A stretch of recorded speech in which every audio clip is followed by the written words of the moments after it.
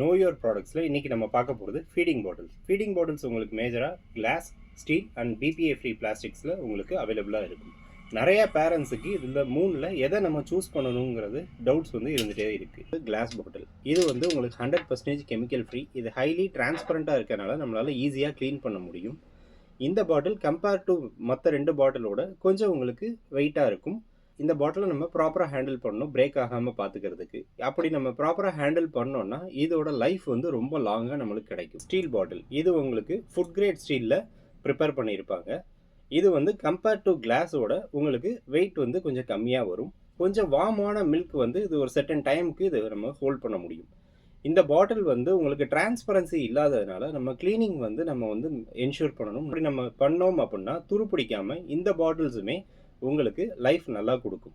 BBA free plastic bottles இது வந்து உங்களுக்கு கம்பேர் டு போத்தோட உங்களுக்கு லைட் வெயிட்டில் வரும். ஈஸியாக நம்மளால் கேரி பண்ணிக்க முடியும். அதே மாதிரி ப்ரைஸ் ரேஞ்ச் பார்த்தீங்கன்னா அந்த 2 பாட்டில்ஸை கம்பேர் பண்ணும்போது இது வந்து அஃபோர்டபுள் ரேஞ்சில் ஆரம்பித்து உங்களுக்கு ப்ரீமியம் செக்மெண்ட்ஸ் வரையும் டிஃப்ரெண்ட் பிராண்ட்ஸில் அவைலபிள் இருக்கும்.